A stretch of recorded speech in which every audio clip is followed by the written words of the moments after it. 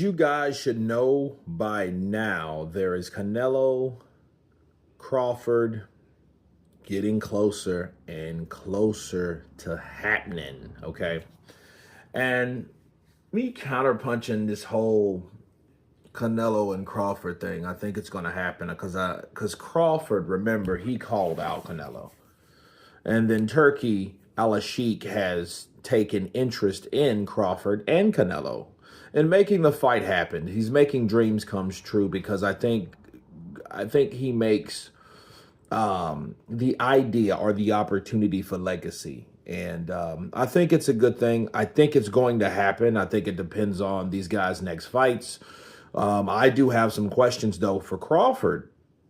Where will your next fight be? Will it be at 154 or will it be at 160? Will it be at 168? I mean, at what point do you start preparing for someone that size of Canelo? Now, keep in mind, Canelo's not a big dude.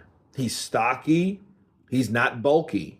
He's bigger than Crawford is frame-wise, but he's not this huge dude. He's not a David Benavidez. He's not a taller guy that has the capacity to be bigger or blow up in weight. He's not that type of guy. I think 168 is a perfect sweet spot for Canelo, but we know nothing about Crawford as far as 168. So where does he go? Does he go to 168 to see how it is? Is that too much of a risk? What if he goes to 168 and it was like, damn, wait a minute, Some guys, the punches are just way too hard for him or whatever. I don't know where he goes from there. Or does he just jump right up there like Khan did, like Jermell did? Does he do those type of things? Because I say this, Crawford, I think, is good enough to do whatever, you know what I mean? Because he's not the type of guy that you can just beat up and bully around. I think he's the bully's bully. I think what he does, he fights you when you think you're getting the best of him.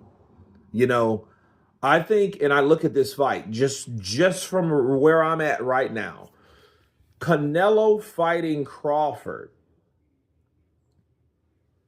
is like a Marvelous Hagler versus Tommy Hearns. And I'm speaking it and I'm believing it and I want to receive it. Because, see, you want to fight like that, even if it doesn't last. Because more than likely what happens is the inevitable. Someone gets caught. Someone's going to get hurt. And I think what happens is more than likely Canelo will throw punches and hurt Crawford. But when Crawford gets hurt, he gets mad. Like I told you guys, he gets angry. And if he's not too far gone, I don't even know because I know, and everybody talks the same shit about the Yoriokas Gamboa fight where Yoriokas had him, kind of on Queer Street because you've seen his legs. But what happened right after that? Crawford went in there and put that boy down. But I think he was the most dangerous when he's hurt. And I think what happens is it makes sense because once you get hurt, your adrenaline is spiking that much more because you're hurt.